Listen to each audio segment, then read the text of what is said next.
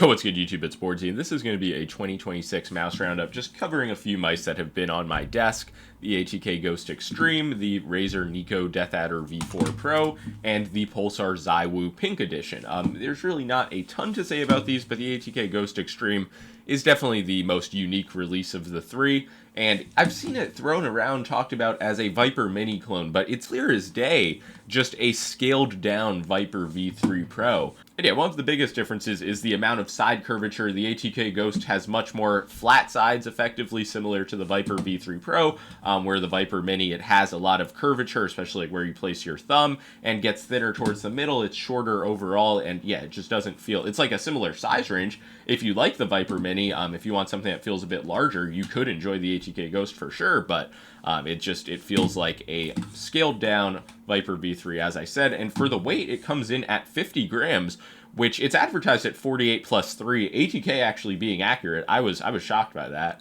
And it doesn't feel bad weight-wise, but it does, like, I feel like I'm the only reviewer who just says something like, ATK released the F1 Extreme in 2024, it was 35 grams, like, or 37, whatever it was.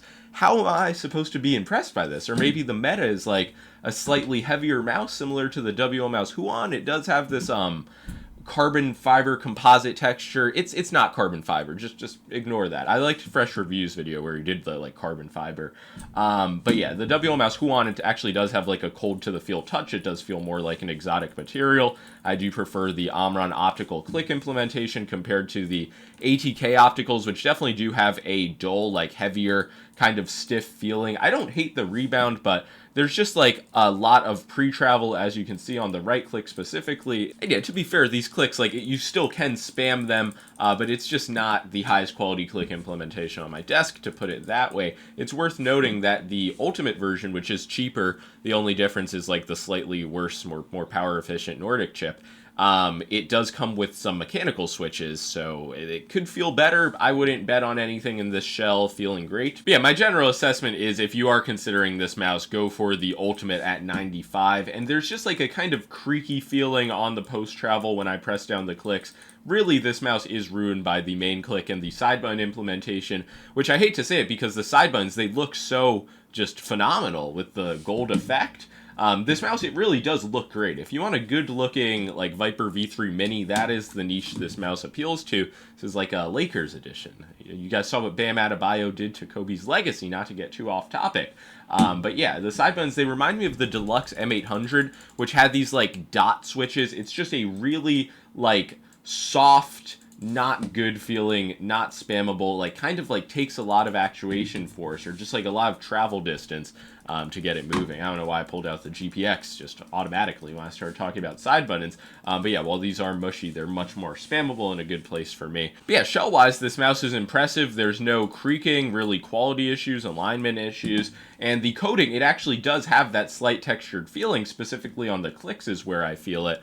But yeah, it's not really going to be a game-changing mouse for 2026 release. I like that it's now sub $100, at least on the Ultimate version, but it really just doesn't feel like it brings anything new to the table. Then again, I mean, Viper V3 Mini is not something I can recall, like, this exact shell feeling existing. Maybe the budget clone experts will know something. So yeah, again, maybe it's just not a mouse for me as somebody who prefers the standard Viper V3 and possibly with a Viper V4 around this weight coming soon.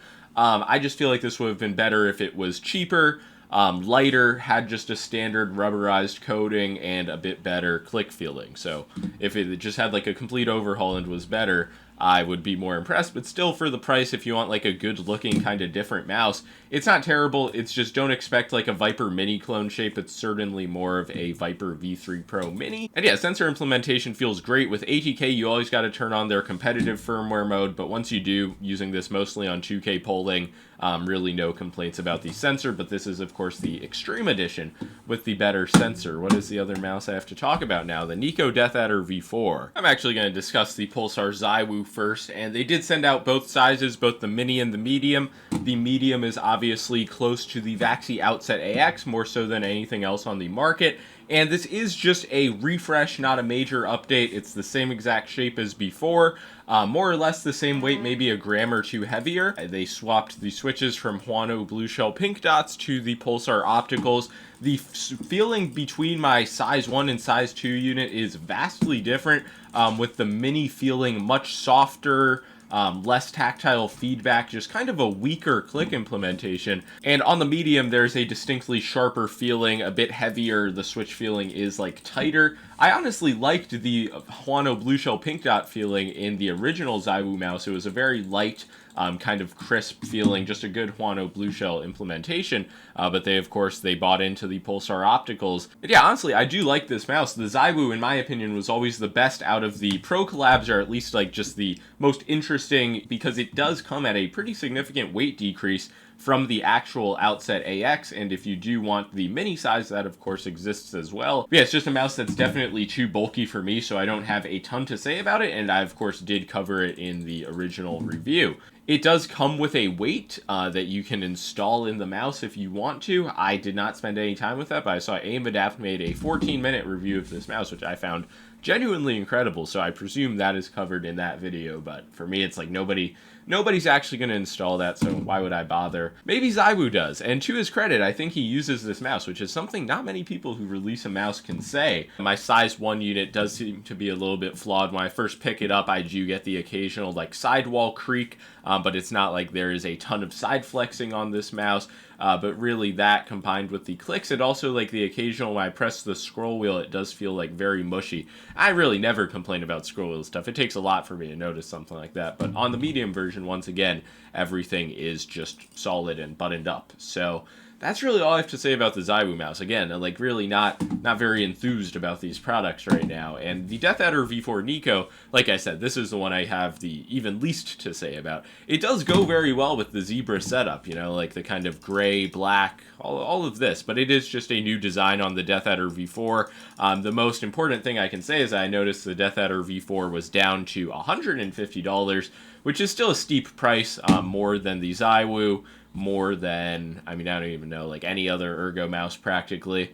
And just like the Zywoo, if you're familiar with the Deathadder V4, you know what you're getting into. In this case, there's not even any physical components that changed. You can slightly feel like the texture of the design on the sides, but really not much to note about like the coating even. I will say, of all the optical switches in this video, while these definitely do have like an awful pingy sound, they have the best feeling, like the shortest travel.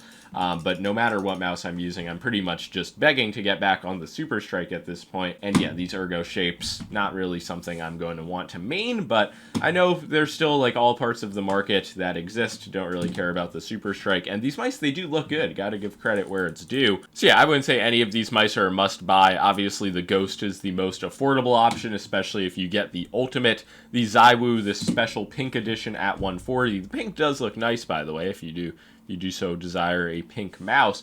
It's definitely on the steep end, and the Deathadder V4, like $190 or whatever it is for the NiKo, is definitely a high price, but it's just the all-in-all like most complete mouse. 57-gram weight for the size feels good. Sensor implementation, click implementation, like it's a really high-quality mouse. It's just not everybody's going to want this shape or to pay that much.